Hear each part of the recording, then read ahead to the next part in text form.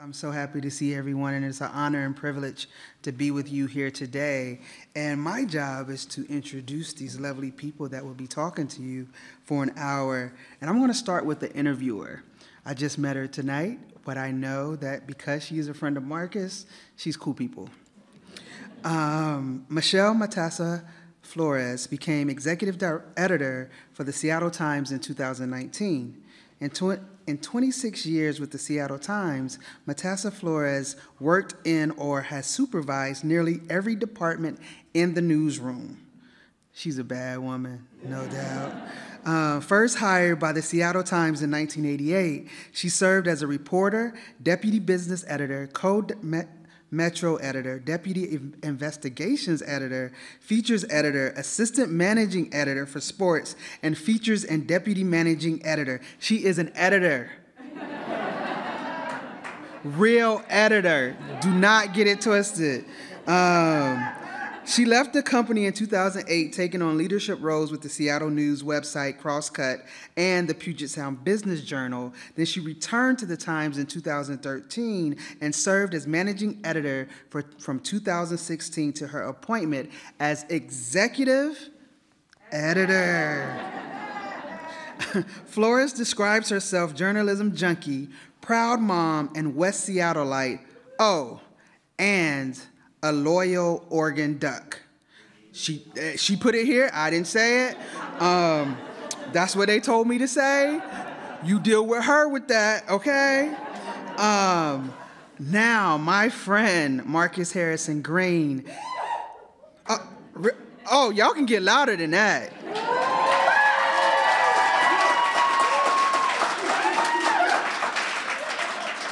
Now, he's the publisher of the South Seattle Emerald and a columnist with the Seattle Times. Growing up in South Seattle, he experienced firsthand the impact of one-dimensional stories on marginalized communities, which taught him the value of authentic narratives. After an unfulfilling stint in the investment world during his 20s, Marcus returned to his community with a newfound purpose of telling stories with nuance, complexity, and multidimensionality, with the hope of advancing social change. This led him to become a writer and found the South Seattle Emerald.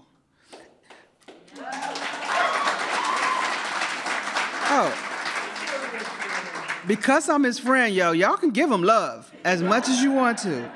In addition, Marcus has been a past board member of the Western Washington chapter of the Society of Professional Journalists and a recipient of Crosscut's Courage Award for Culture. He was named one of Seattle's most influential people by Seattle Magazine in 2016.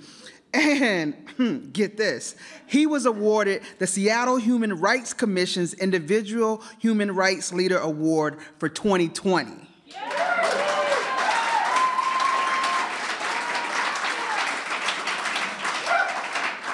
If it wasn't COVID, I would grab the mic and drop it. But in addition to that, what the bio doesn't say, and if you read between the lines, you can figure it out. Marcus is about community and helping the community get the stories that are necessary, and none of them are necessarily traditional. And that's what I love about my friend. If I call him and he said, "You had me at community," and I was like, okay, let's do the daggone thing. And that's what I love about Marcus. His smile is infectious, right? He show you them teeth. And tonight he got on this suit with these shiny shoes. I'm sorry, all you virtual folks, you don't get to see that in person, but my brother is clean. Marcus Harrison Green's book of essays, Readying to Rise, is the subject of this evening's presentation. I hope y'all are ready. Marcus has a long history with Town Hall. He was a scholar in residence here, debuted his co-hosted podcast, Life on the Margins here, and has been featured as a subject or an interviewer on a number of past events. And so, it is a special honor for Town Hall to host the launch of his latest work. It is a special honor for me, as his friend, to bring to you my friend, and in joining my friend on stage, Michelle Matassa Flores, and I don't think y'all ready. I'm gonna let y'all hold that for a second. No. And joining Michelle on stage tonight, the Marcus Harrison Green.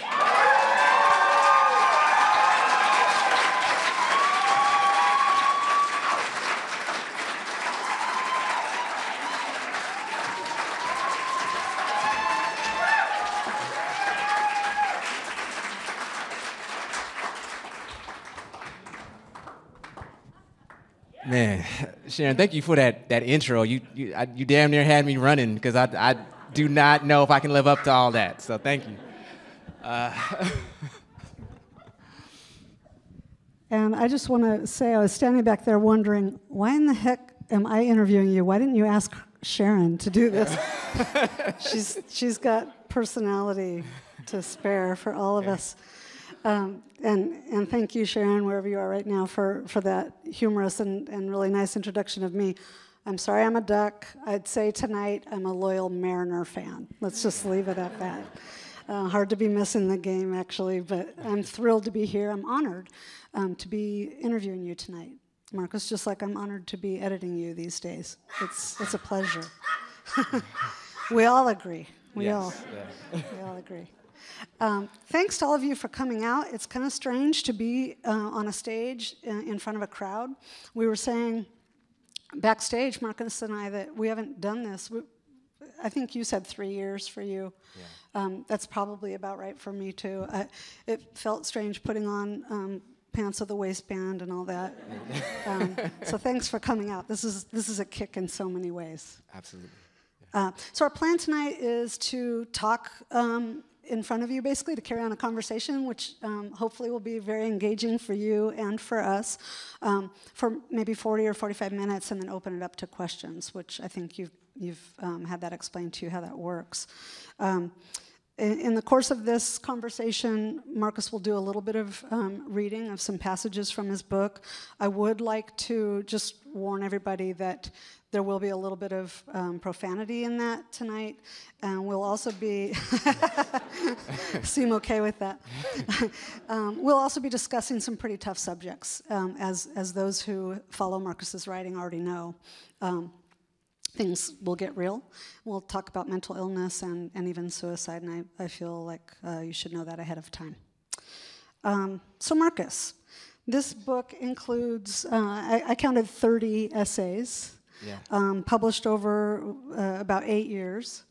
They've run in at least 5 publications that I could think of: Seattle Weekly, South Seattle Emerald, of course, Crosscut, The Times, Bitterroot Magazine, and maybe some others.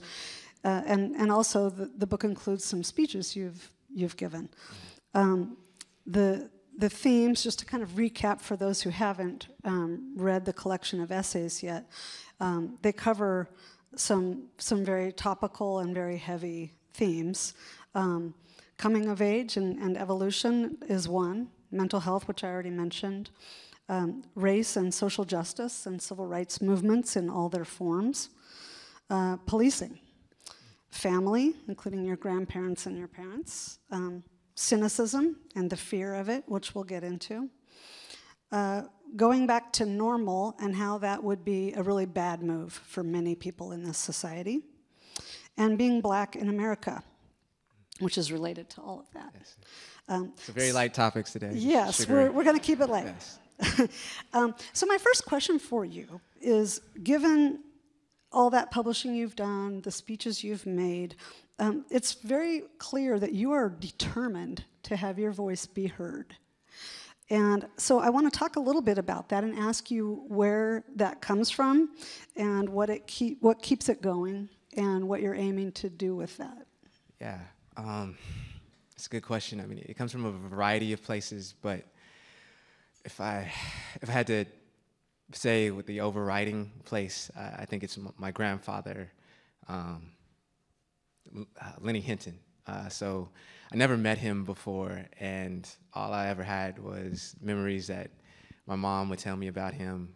She only the last time she saw him, she was 10 years old. So this is, nearly, 66 years ago at this point. And my grandmother, never shared too much about him, but what I did know was that he was a writer who lived in Chicago, and he wanted to write and be a columnist for the paper there. I think at the Tribune at that time. It might have been another one. And he spent his life's work, it was about 5 years of his life, writing a book about the Great Wall of China. There's this black man who did all this research to write this, Wow. book. And he sent it in to a publisher, and he never heard anything back. And he's walking through this bookstore in Chicago a year and a half later, and he sees a book, and it has this white author's name on it.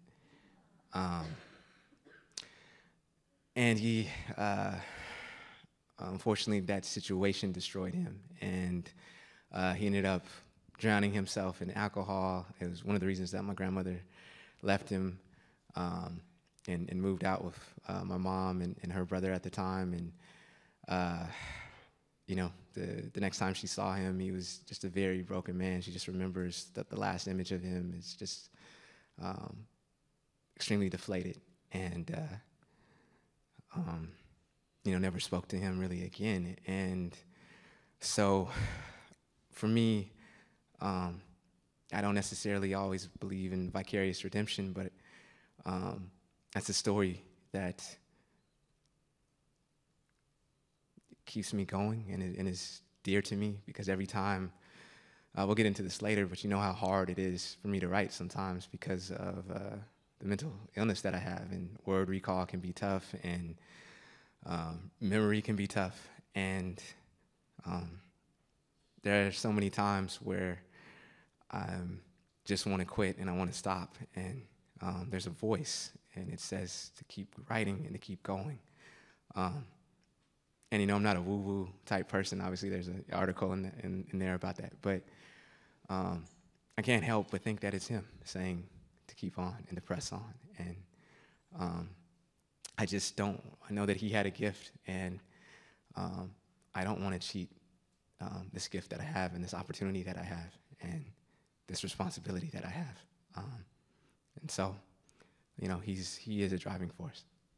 Do you feel like there's some cosmic balance you're trying to strike, or does this kind of avenge the loss he suffered?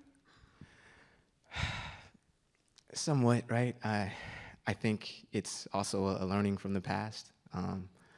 It's seeing the pain and trauma that can endure when, and justifiably, so. He was in a really bad situation. He himself also had bipolar disorder, my family believes.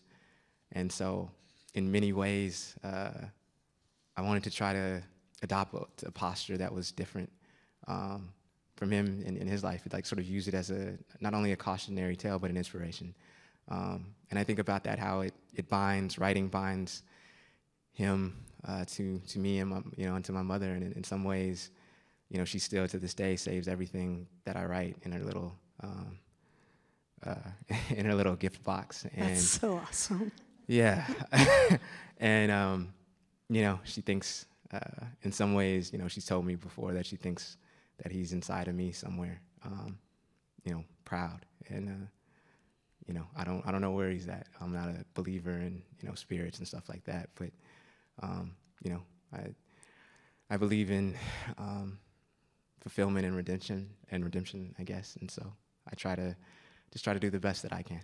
And so. Well, we'll talk a little more in a bit about your family. And Mama Green is a good sidecar editor as far as I'm concerned. She supported me one time when I made an edit Marcus wasn't so sure about. So. Yes. Before we are going to talk specifically about some of the pieces in the book, but I'm kind of curious before we launch into that, what your favorite one is, if you can say, if you have a favorite. Lord, all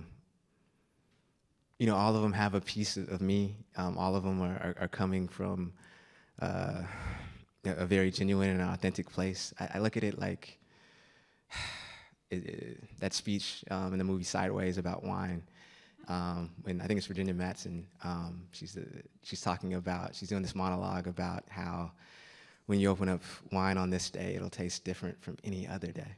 And so this is the day that it tastes the best, right? Because, you know, it's here, it's right now. And when I look at all these essays, you know, they were, you know, like that bottle of wine, right? I mean, they could only be written in that time period on that day. And so for me, it's hard for me to pick a favorite because I think I don't want to diminish the taste of the other ones.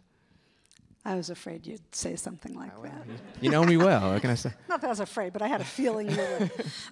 Yeah, it's interesting you mentioned that concept of the wine, because we were talking about this earlier, how the essays reflect your frame of mind at any point in time, and I think it is important to keep in mind that can shift over time, just as history is changing and forming itself every day and every minute and every hour.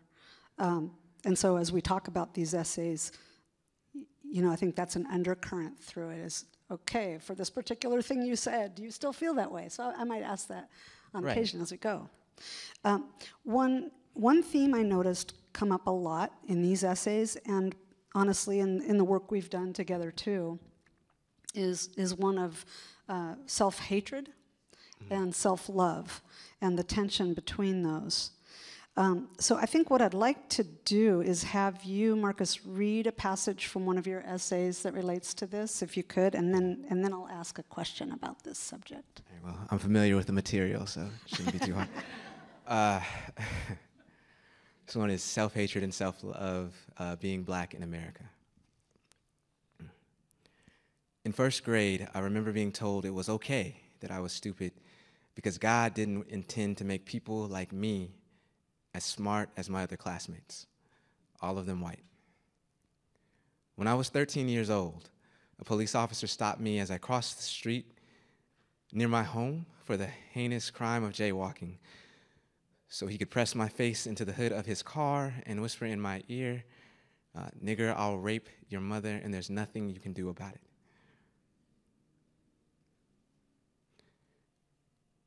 While in prep school, I was the only one to ever face punishment after fights with my white schoolmates. I never started these fights, but for the record, I did win most of them. When I made a six-figure salary working at a hedge fund in Los Angeles, I was told I was one of the decent ones. Marcus, my manager, joked, "Don't ever think we'll try to bring more of you in here. We don't want to be confused with Harlem." For me, it was easier to live in denial. I latched on to the grand American gospel that says every ill you face can be traced back to personal responsibility. I told myself that if I acted more politely, didn't have a chip on my shoulder, and adapted well to different circumstances, I'd be fine. I felt the need to act more passive and less threatening. I repeated this mantra so often that it became my truth. And that imprisoned me. It shackled me with self-hatred, and I began to extend those feelings toward my own race. Okay, thank you for reading that. I feel obligated to just sit here with it for a minute, and that's a lot to absorb. I guess my question for you is, as readers of these essays seek to get to know you, and if you haven't read the book yet, it really is about all these big, weighty subjects. It's also very much about getting to know Marcus and the life he's lived and what that says about society. So as people are trying to get to know you, and you tell a lot of really tough stories like this one that you just read, my question is, how did those experiences help shape the person you became? And how do they still? Yeah, I mean, I think, like many people, in Black America, when you are trying to make your way through these institutions, you kind of have this Faustian bargain that you're presented with, right? And it's many times it's self-advancement, right, at the expense of collective advancement, or speaking out when you should, or acting as authentically as you can, right? You get into a position where you begin to wallow in this illusion that progress means white, right? That being attached to the cultural hegemony that we have in this society means success.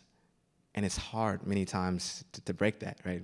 Because you are constantly iterated, through school, through interactions with police many times, through work, right, on what it means to not threaten the power base, right? What it means to simply shut up and grin and bear it, and then you too can have all these riches. But I think you begin to learn as you get older, right, that not everything that glitters is gold. And so you walk through these various circumstances, and then you encounter another fork in the road, and it's, will you continue down the path that you are going, or now that you sort of have this knowledge about what the reality is, will you take the harder path, right, to be as authentic as you possibly can, to speak out when you need to speak out? Will you do the work to sort of recognize the things that are going on inside of you in your interior, right? The self-hatred and the self-loathing. And I think just rereading that now, I remember when I was in those situations for the longest time, I hated myself for constantly being conciliatory, for constantly selling out, because I thought that was the sort of the best way to advance myself and my family. And then as you get older, you learn to give yourself grace, because you understand, that this is something that we encounter all the time, and that's a part of healing, right? That's a part of knowing who you are. You can't have change without vulnerability. And so, I look back at that time and the person that I was then, like many people, still wanting to do the right thing, but doing it in the wrong way. And yeah, I don't know. I look at here where I've arrived today, and it's a lot less lucrative. I don't have the 6-figure salary. I'm not dating the yoga instructor and the Pilates instructor and leasing the Maseratis. But, I think I'm taking the number 106 back home. Did you lease a Maserati? At the time, yeah, but. Funny, that's never come up. I've never heard that. Well, I had to give you some good stuff today. I know. Thank you for holding that up. Yeah. Wow. So, you, in spite of taking a pay cut to join journalism, which I totally relate to, I get that. You have kind of arrived in your own way. You're here on the stage. You've got a book out. You're very well known locally and beyond. And so I'm wondering, do you still struggle with that, being your authentic self? I think I don't necessarily struggle with being authentic. I think I struggle sometimes with compartmentalization, all the things that I have to juggle. There are times, right, with, for instance, when I'm with you, I'm in the position of being a writer. When I'm with the Emerald, I'm in a position of being the publisher and needing to, try to pump people up and listen to their, issues and problems and respond in a very, constructive way. When I'm with, my family, they have certain needs. And so it's just trying to show up as you are in all of those positions, but also knowing what's needed in all of those positions. I guess I was thinking more specifically in the way of assimilating into a white dominant. Oh, no, yeah, I have no problem with that at this point. I think I go back to, I think I've told you this story once. I'm a sucker for history because I'm a father. And there's, during the Justinian period of the Byzantine Empire, there's King Justinian who, this mediocre white dude who got all the credit, and it was Theodora, his queen, that was doing everything. So not much has changed in 600 years. But, there's these literally barbarians at the gate. And she's, Justinian wants to run and hide and throw down his crown and, sneak out. And she's like, where are you going? And he's like, I'm not staying here. And she's like, I don't care what happens if they breach these walls. I whether I live or I die, I'm going to do it as I am. And I always think of that story whenever I'm in, certain situations, whether I live or I die or I have to turn down money from some foundation or some, huge business or whatever because it's not in line with my values and my integrity. I'm just going to do it as I am. And I want to be able to look at myself in the mirror. I want to be able to have people in my life know that, what you see is what you get. And here I am. I love that.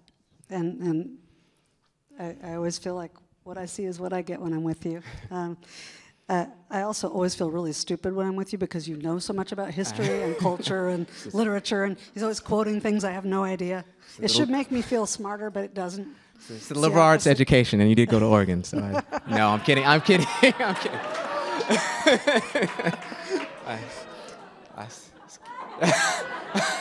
Okay. Getting a cheap applause line from folks. That's it. I'm fine being the straight man here tonight. That's okay.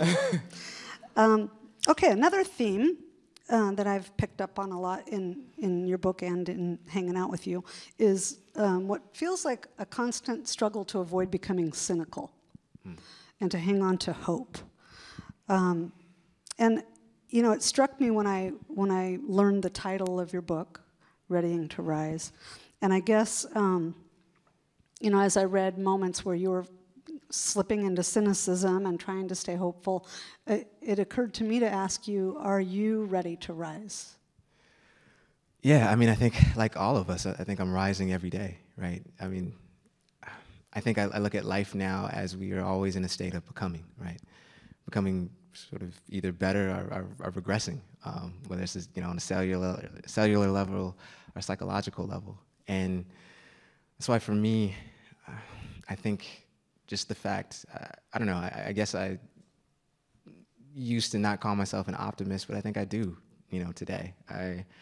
Because I woke up this morning and so many other people did as well. And you look at the problems that we have in life. They're not created by magic, or some force of nature. Well, man-made problems are created by, are created by, men and human beings. And so for me, I look at it as, wherever you have people, yes, you'll have tragedy and horror and trauma, but wherever you have people, you can also have the possibility of miracles. And so for me, it isn't necessarily hope that I hold on to. I think I hold on to possibility of what the world can be, and knowing what my place is in it. I dream of spring in the way that I dream of what the world can be, and knowing that potentially in my lifetime it won't become what I wish it to be. But that doesn't mean that I can't aid its advancement in some way. That I can't be a part of it becoming better. And so that's the thing that animates me and drives me. I guess you wouldn't be doing what you're doing if you didn't. Yeah, it's definitely not the pay, as we've discussed. As we've covered, that's yes. right. Let's talk a little bit about civil rights activism. In this collection of essays, you have at least a couple pieces that deal with it. You write about the Black Lives Matter movement in a couple different ways. You write about white people's participation in it and kind of coming to grips with that. That's my phrase, not yours. You write about patriarchy in the civil rights movement, both historically and more recent and locally. Right. And I'm kind of curious, as a writer and truth teller, how that has played out and felt for you. You have a line in one of the essays that says, why should we air out our dirty laundry in public? Maybe because that's the only way it'll ever get clean. Right. That really jumped out at me, and I wondered, after some of the things you have written, I wouldn't say they were critical of the movement or movements, but questioning and introspective as you are with all things. So what was it like after writing those things? What'd you get back? You get back various, feedback. There's some people who don't like to ever be called out for anything. There are other people who do. I just think whenever you're in the midst of change, a revolution, or what have you, there has to be somebody there who can talk about how that change, is made and what's going on. I mean, you look at the French Revolution, right? I mean, it took them from when they, first cut off the royals' heads to when they got a constitution. It's 90-something years, right? And that was because you had people, not necessarily questioning what was going on, or not being so. A friend of mine, Michael Denzel Smith, says we get so caught up sometimes with the boot that's on our neck that we forget to look down and see that our boot is on somebody else's neck. And I think that's when I usually am writing about social movements. That's the thing that I'm writing about, because there is, even with our civil rights movement, there was a history of erasure of women and queer folk. You have somebody like Anna Arnold Hegeman, who was instrumental in getting the white clergy to be at the March on Washington, and yet she wasn't allowed to be in the front. She wasn't allowed to speak. She was barely, recognized. And yet without her, right, you don't have all those people there. You have somebody like Bernard Rustin, who, because he was gay, is essentially washed out of civil rights history. And yet he was so instrumental in, Martin Luther King's nonviolence in terms of his stance and so forth. Everybody talks about Gandhi, which is true, but, Rustin was also so instrumental in the formation of King, and yet we erase him for history. And so for us, to me, it's why not show the truth of everything, right? I mean, because this is going to take solidarity with all of us. And so we can't put these people on the sideline who have done so much work and continue to do so much work. So this is one of those topics where I think thoughts can shift as history changes, right? And I'm curious, after the past year and a half we've been through, and 2020 especially, with all of the protests following George Floyd's murder, what's on your mind now about Black Lives Matter and civil rights movements locally and beyond? Yeah, I mean, I think in some ways disappointment from how it was very hopeful, like many people, that there would be sort of, when we talked about this racial reckoning, that it would be time for some level of extreme, systemic change. And while I think we have had changes, I think nationally they've continued to sort of be around the margins. The recent poll that I saw showed that support for Black Lives amongst the white folks had dropped to what they were essentially pre-George Floyd levels, and I don't know. I think my therapist said, like, no one's ever gone broke betting on white supremacy returning in America. And so I think that's where I have sort of an air of disappointment. You just wish that there would be more sustained change and more consistent change, and there would be more consistent reflection, that it shouldn't take a pandemic and a grotesque video of a man being killed for people to wake up and stay awake. Do you think that, like, what's going to come next, I guess, is my question, not that you have all the answers. I don't know. I mean, I know that there will be sustained, sustained activism. There will be sustained writing around things. I guess I don't do this thing, I don't write and because I believe that tomorrow things are going to change. I write because words need to be said, and words need to be written, and actions need to be taken. And whether they are or not, it's like T.S. Eliot said, right? The trying is all we have, and the rest is not our business. And so I just make it my business to try.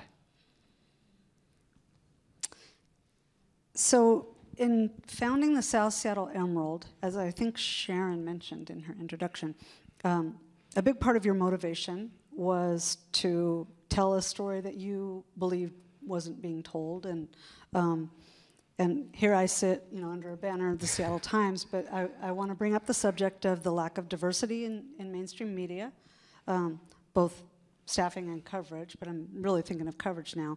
Mm-hmm. And I guess my question is more of an invitation to you to let us have it.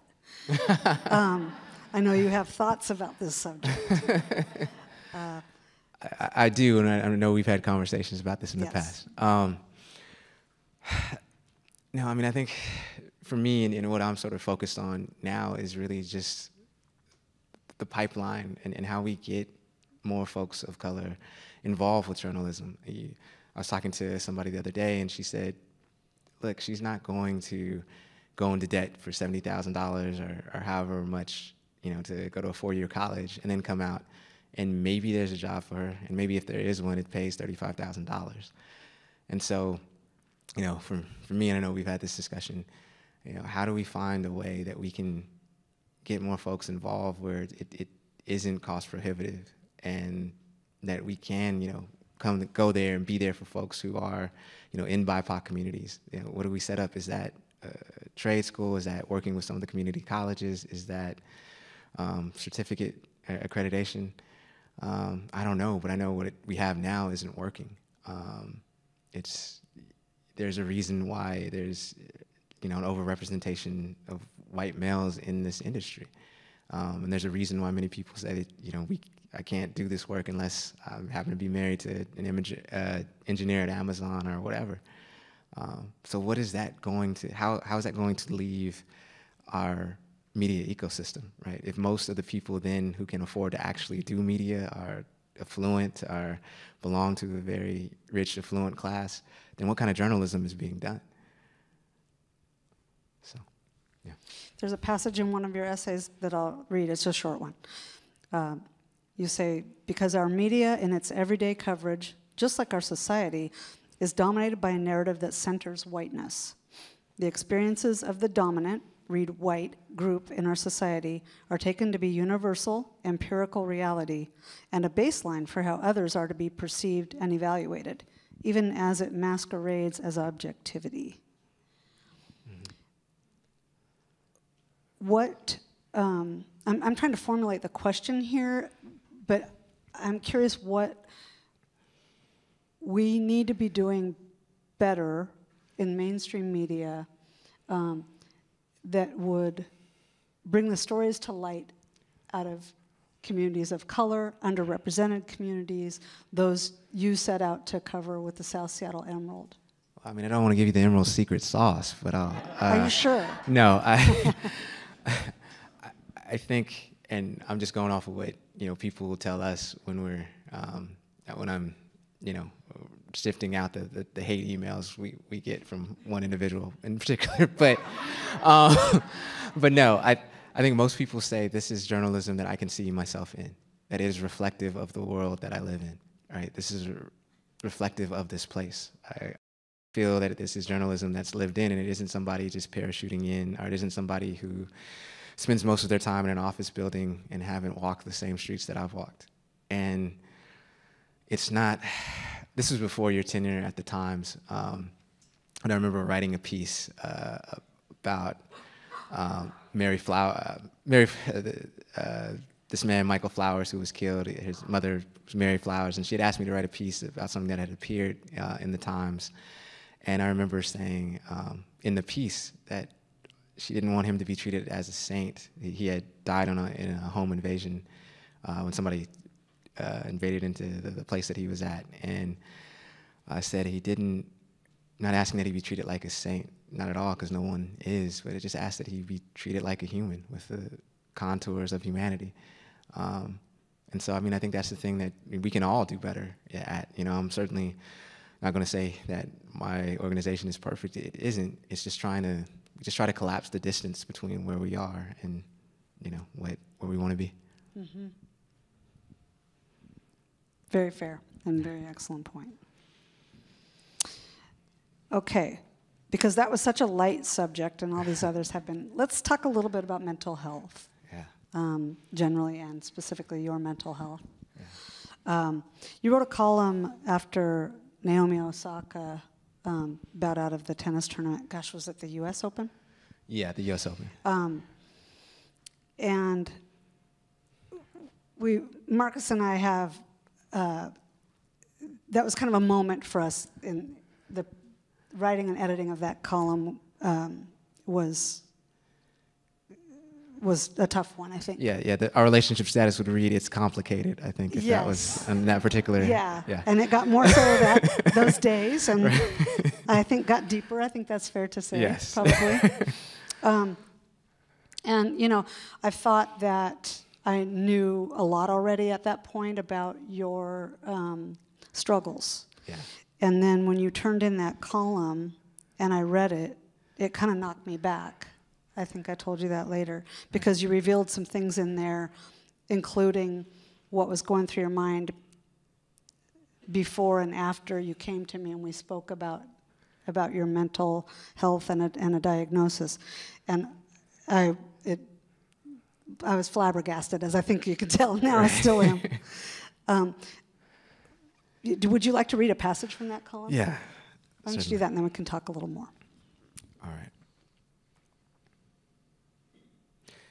3 years ago, fear of jeopardizing my career nearly stopped me from telling my editor at the Seattle Times that I needed an extended break. I'd been employed there less than a year.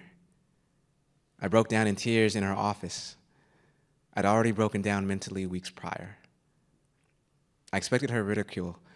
She instead offered her support. With her blessing, I temporarily relocated to Fort Worth, Texas to recoup. There, I could walk the streets anonymously with no obligation to do anything but heal. It provided the perfect sanctuary for a mind that became a boomerang of torment.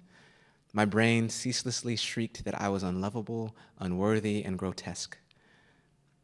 The loop of self-devaluation was one of the reasons I contemplated suicide on more than one occasion, including the night I walked out of my editor's office. Despite all evidence to the contrary, I felt I'd let her and my entire community down. In my mind, all the naysayers who believed a black man without a traditional journalism background could never cut it in a big city newspaper had been proven correct. I plummeted into depression.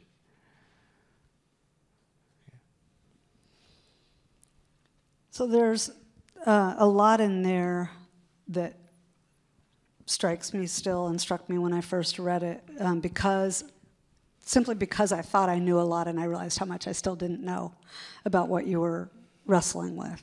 Yeah. I didn't know, for instance, that you were thinking about suicide the very night you left my office.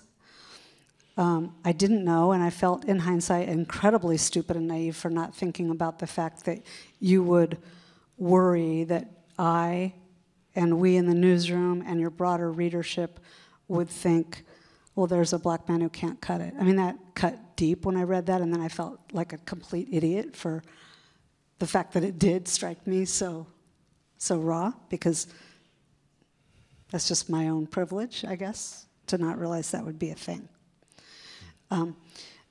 Can you talk a little bit about what you've been dealing with, after being, before and since being diagnosed with bipolar disorder, how you how you get your work done in spite of that, and just how universal struggles of mental health are. And when you first came to me, one of the first things I think I told you was that I've had this in my own family.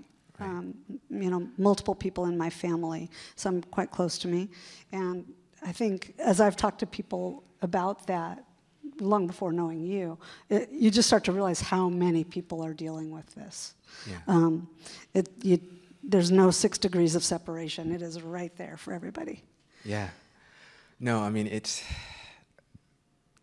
I tell people this all the time. I don't try to romanticize mental illness. If I was, if I was at the selection tray of, when fully being formed, and somebody was like, you can be incredibly handsome and then also get, have bipolar disorder at the side of it, I would just have chose incredibly handsome. I would not have chose the bipolar disorder. But no, but it's not easy to live with. It sucks. And that's why I think I ran away from it and the diagnosis for so long, for so many years. I'd been diagnosed earlier than when I accepted it. People, I just didn't want to. It was that fear, again, of how people would accept you. and knowing that this was something that I'd have for the rest of my life, knowing that I'd have to take medication that didn't always necessarily interact well with my kidneys, knowing that I would have to change, couldn't be that hard driving person all the time, and knowing that I'd have to depend on other people and trust other people. Just the backstory of actually writing this piece and how it actually came about. It wasn't supposed to. This wasn't my initial idea to write about, as you know. It was. I think I was doing a piece on transformative justice, and it was just not coming together. And I'm at. I think I was on vacation for my birthday, and I'm at this like that's right. seedy hotel in Berkeley, only because that's what I could afford, for no other reason. And I'm on the phone with you, and I'm like, Mitch, what do I do essentially? And and I think he said, look, we'll just, we just won't, publish something. And I was like, no, here I am. I'm letting her down again.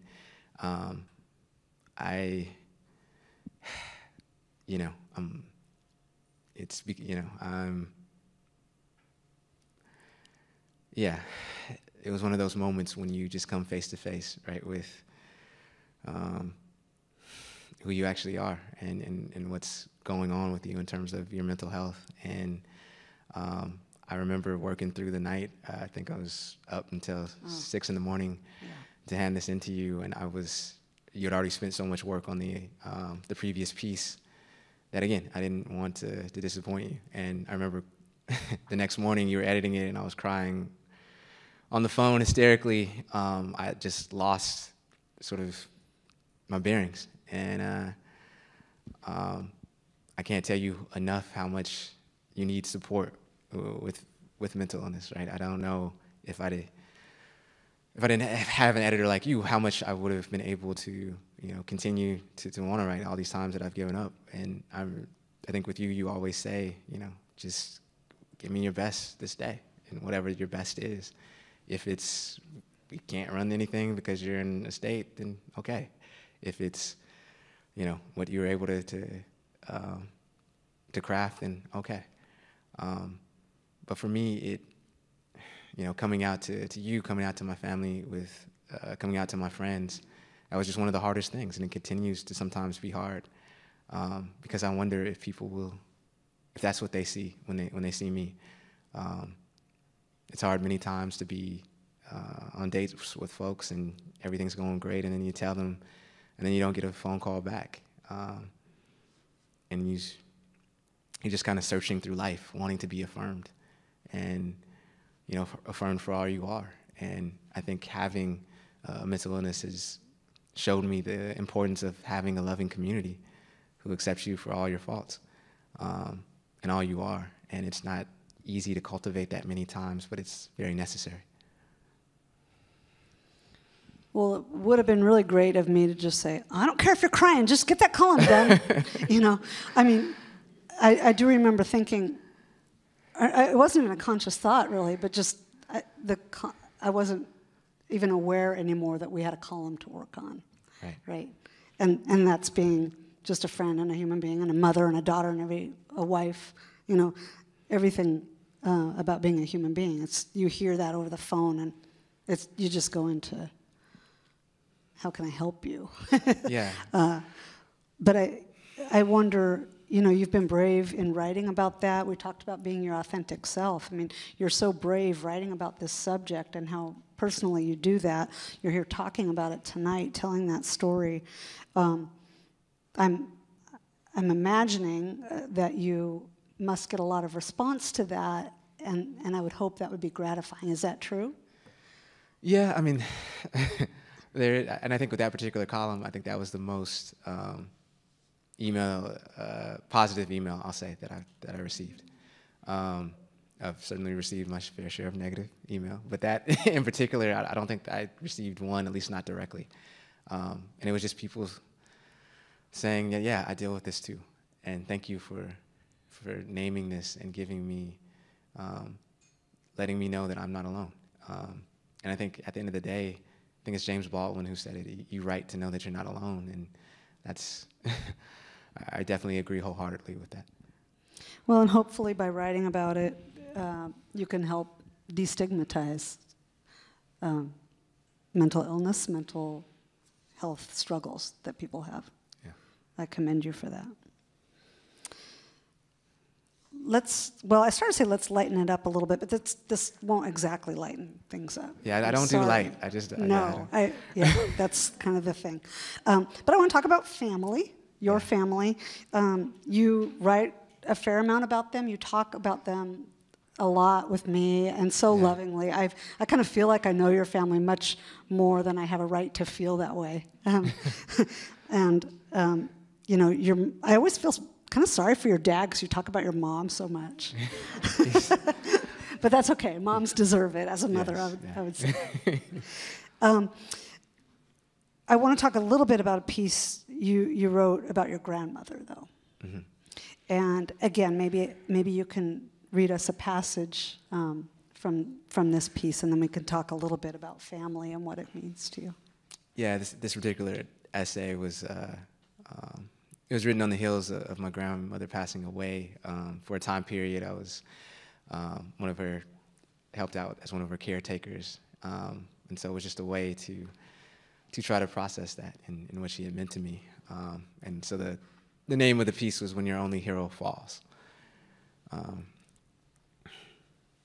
It's this woman who, when I was 9 years old, stopped in the middle of cooking dinner to calmly load her shotgun, as if it was her garden seed dispenser, to protect the grandson who had just blown into her house to hide from gang members who had been terrorizing the neighborhood. They were non-discriminatory in putting young and old alike in the hospital. While everyone else locked their doors, she walked from hers, her flowery apron accessorized by a double barrel, and announced she would kill every last one of you if you dare lay a finger on my grandson's head. With my heart racing and hers as mellow, she returned to fixing supper while my pursuers made themselves scarce and asked, "Are you hungry?" That's the indelible impression of my grandmother I'll always carry. There was never anything life could concoct that she couldn't abide on her own terms or amend with some straining of her will. It's this woman who I never saw cry, no matter how many of her siblings and children she placed in graves, and who I never saw admit to pain of any kind, no matter how tormenting. It was her demeanor that seemed to feed so generously into the juvenile notion that we have of our heroes. They are infallible, and therefore incapable of hurting to the levels the rest of us do. It's impossible for them to be like us, to be weak, to fall, because then who would we have to lean on? Who else would cushion our descents? I just absolutely love that. It might be my favorite passage in the book. I'm kind of curious because we've heard a bit about your grandfather now and mom and dad and now grandma. What parts of you come from which of your family members? Can you, is it easy enough to lay that out? I don't know. I mean, I think it's kind of a buffet. I would say maybe counterintuitively, those moments that I really sort of, I think I'm pretty easygoing Pacific Northwest person, but those moments, right, when you need to stand firm and stick to your guns, I think I get those from my grandmother. Stick to your shotguns? Yeah, there you go. And I think, oddly enough, when it came to showing tenderness and kindness, I get that from my mother, but I think also my father. He showed me what it meant to continue to evolve as somebody who was, he's a military man, yet as a person who had to accept so much in his life from, his son with the bipolar diagnosis to so many other things with his own siblings in terms of having to question what it meant to, be quote unquote a man. He's the person who I see in terms of that it's never too old to change. It's never too old to become the person who you were always capable of becoming. And so I get that notion from him, I'd say. When you left your job in finance to become a writer, journalist, start the Emerald, you moved back in with them, right? I did, yeah. And I was you were at in your 30-something in my mother and father's basement, Okay. legitimately, yeah. Was not getting a lot of dates then either. But yeah. What was that like? How long did it go on? And because you're not still living with them. No. Yeah. I've moved on up a bit. It's in a basement, but it's somebody else's that I pay for. So, yeah. And who had grandma's shotgun at the time? No. That's what I wonder. My dad still has that. Yeah. Okay. Anyway. Yeah. No. It was tough. I mean, they, as parents, even I know, had to deal with a lot of ridicule of your son just gave up this lucrative job for what? To start some newsletter? Like, and you guys are allowing this. You need to talk some sense into him. And even though, you know, my dad, he sat me down and he talked to me and he said, "Is this what you really want to do? And tell me that it is, and tell me that there is no going back. Because if you are willing," because he said there's a difference between sacrifice and commitment, you know. And commitment is, you know, I'm gonna try my best, and if it doesn't work out, then hey, whatever. And sacrifice is, nah, you're just gonna have to kill me, mother effer. I'm not gonna let this go. And he said, if this is a sacrifice you're willing to make, then we're willing to make the sacrifice too. And so I told him that it was. And, you know, 8 years later, I'm here with you, and we have the Emerald, and here we are. So. Yay.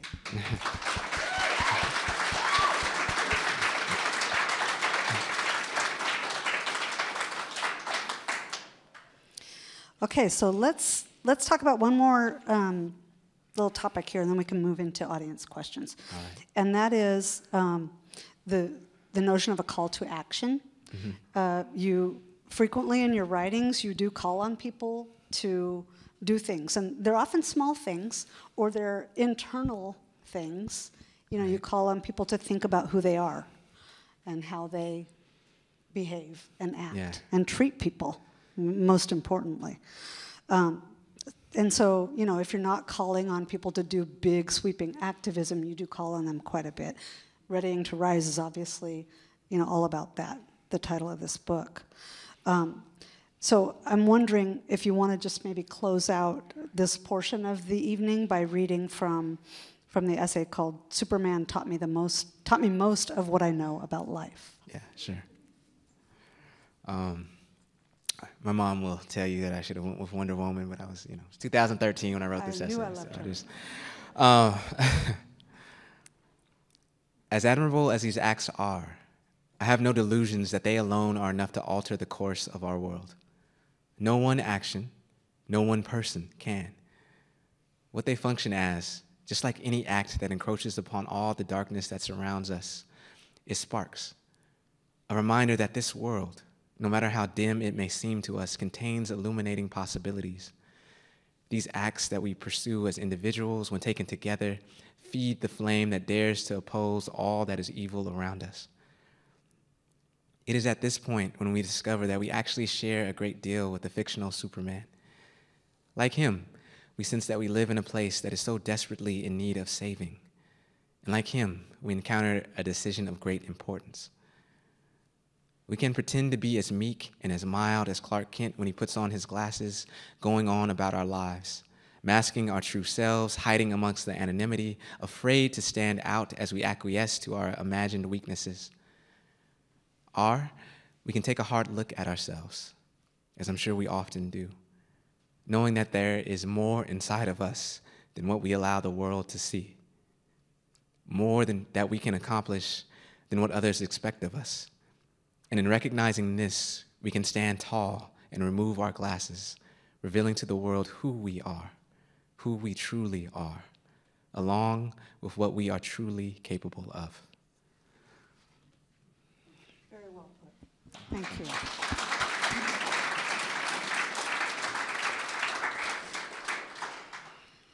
Okay. I have the magic iPad with questions coming in from the audience, both here and virtually, I believe. I don't have the instructions at the top of my head, but I do believe you were told how to do that if you want to submit questions. So please feel free to continue sending them in, and I'll kind of dig in. All right. Ready, Marcus? Ready? Let's go. Okay. Do you, Marcus, have a favorite or treasured story of hope?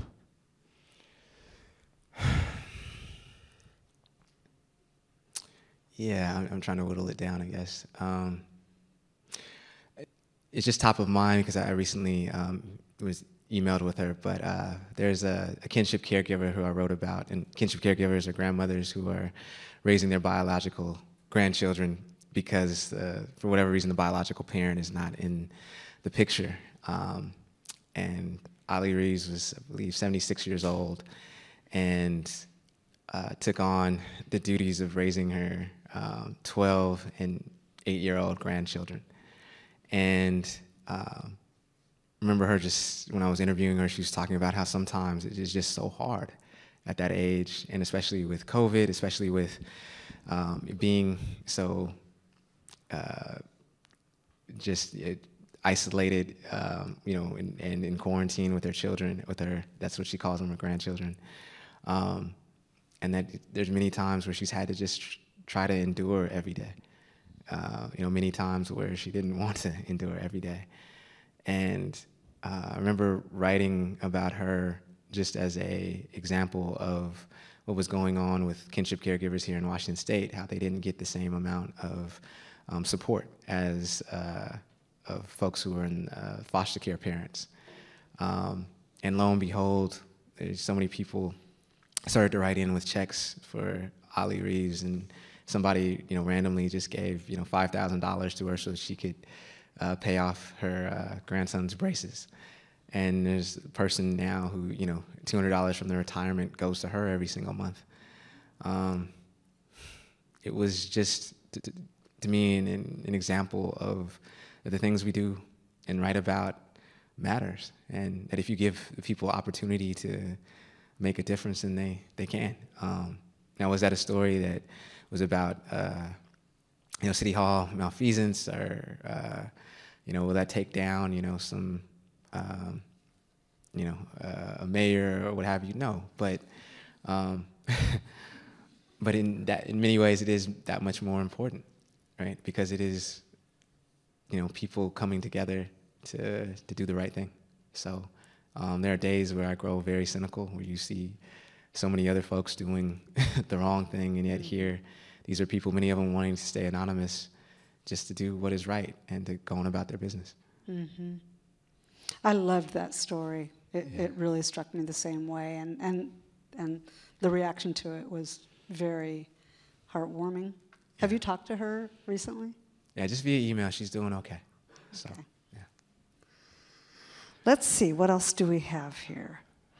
When did you find time to write, and what pushed you to write? We've covered a little bit of that, but there's a kind of new angle in there in that question. There are very many highly caffeinated days, I'll say. I think the thing about writing for me is that I love to do it. I mean, even as hard as it is, so it's not as stressful as it can be sometimes. It's something that I love to do. I love to go to the park and just be with myself and with my notebook and just write. Remember the piece that I wrote about George Floyd, right in the aftermath. The reason I was able to get that out so quickly was just to sit, you know, sitting down with my notebook, and I wrote it and then essentially just transcribed it, and there it was. And so for me, I mean, I think like anything, you make time for the things that you really love and enjoy in life. And I don't have the easiest of schedules right now, but I mean, as you know, I can't tell you how many times I've promised to have something to you on time, and it's been 2 days later. I promise, Mitch, I'm gonna have it Sunday. I'm gonna have the column Sunday for you this time. I said, as long as it's there by the time I wake up Monday morning. But no, so yeah, I mean, with me, it's just making the time for it. So. Have you had to give up anything else? You still get to the gym once in a while? Here and there. Yeah. Definitely have had to sacrifice a social life, but as I said, I don't have too many dates, so it's, you know, doesn't eat into that too much. But yeah. You see friends, I'm aware. Go on walks. Yeah. Marcus introduced me to a new favorite cocktail, the Brown Derby. I highly recommend it. Yes. I don't know if our favorite bartender, Ben Doherty, is here tonight, but he said he was coming, so I don't know. Maybe he's at Zigzag. If he is here, I've been looking for one better in town just for fun ever since I had his. He's still the best. There you go. Okay. For as much as mental illness is a burden, have you ever found it to be a gift to your writing or to your view of the world? Yeah, I think sort of the silver lining, if you will, has been that it has sort of allowed me to be more empathetic. Because when you're going through situations where you're dealing with mania or depression, yeah, you've never had depths of despair so deep, but you've also, never had sort of an experience of love and euphoria for yourself and for other people as well. It helps you to, in some ways, it's helping me to see farther and go deeper in my writing, and to also be kinder to myself and to other people, to have a bit of grace, to also look at people and realize, when they're going through whatever they're going through, it's that saying, right? You be careful with your judgments of people because you don't know what battles they themselves are fighting. And so I try to lead with that first, right? I try to lead with grace. Even when, and you know this with some of the comments that I'll get on my pieces, I try to look at the person as a human being first and realize, you know what, maybe they're just lashing out because, whatever else is going on in their lives. It doesn't mean that I'm going to respond in a, positive way, but I do try to, at the very least, realize that ultimately, we are for each other as human beings. And so, I try to lead with grace and their humanity. I love lead with grace. That's a great phrase. My husband accused me in a bad way tonight of giving people too much benefit of the doubt when we were driving here. It was a bad driving situation. He wasn't giving that person the benefit of the doubt. How do you see racial justice, and especially Black Lives Matter and policing reform, playing out in the Seattle elections? It's a good one. I was hoping to run out the clock to not have to answer that. How much time do we have? No. I think like anything, I think there will definitely be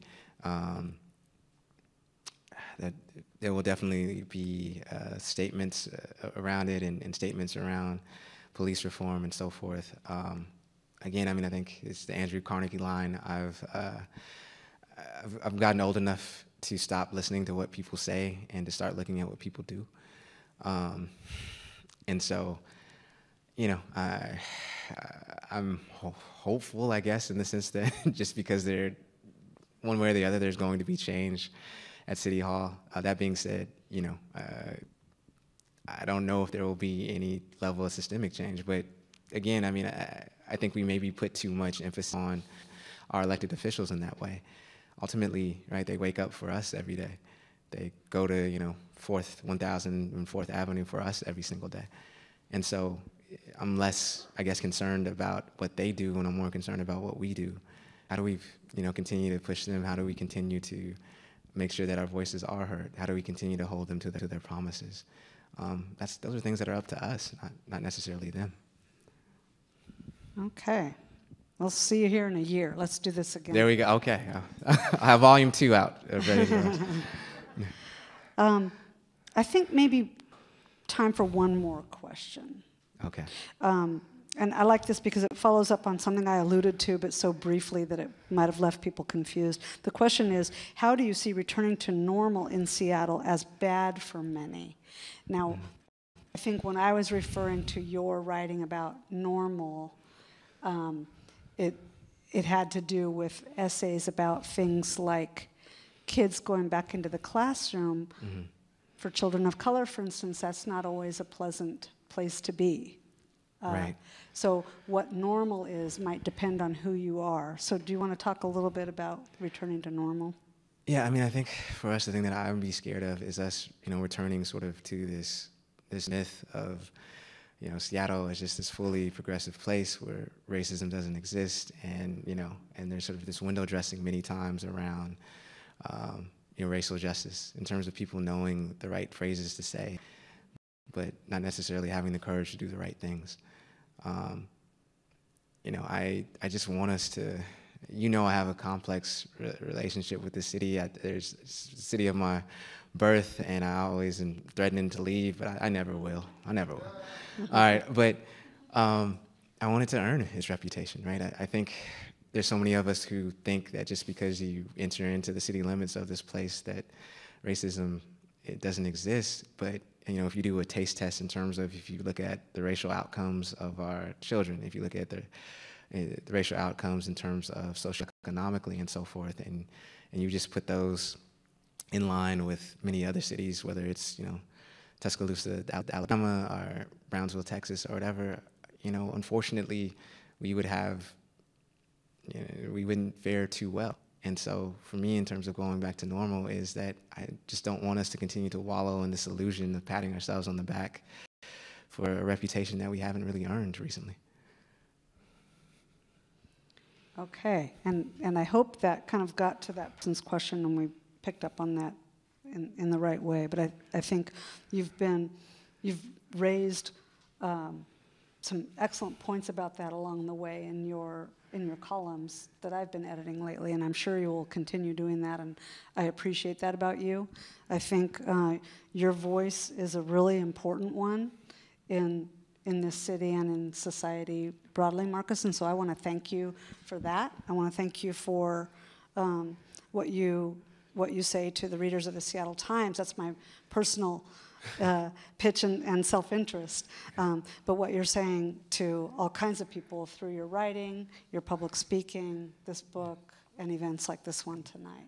And I just quickly, I want to thank you, Mitch. I know I'll say it in private. I say it in private many times, but I do want to say it in public. You've just shown me the value of being myself and of how mighty love can be. You get these, that your family and friends are there to love you, but there's times where, like when I was in your office that time, when I didn't know whether I wanted to live or die, and having somebody in your life who believes in you and who'll go to battle with you. And I know sometimes we've been on the opposite side of battles, but knowing that they're there, thick and thin, it means a lot, and it just reiterates that no one can get through life alone and without some measure of love. And I know you have a different way than my mother or, or my dad or other people, but it's always appreciated. And so thank you for helping me to become who I am today and continuing to help me rise. And I'm grateful for that. So thank you. That's nice of you to say. And, every human being deserves to be loved, but it helps that you're so lovable. Appreciate that.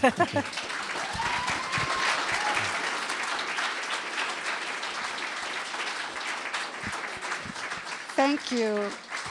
Thank you to all of you. It's been such a joy and a pleasure, I think, for both of us to have this conversation with real people in a real room that's physical.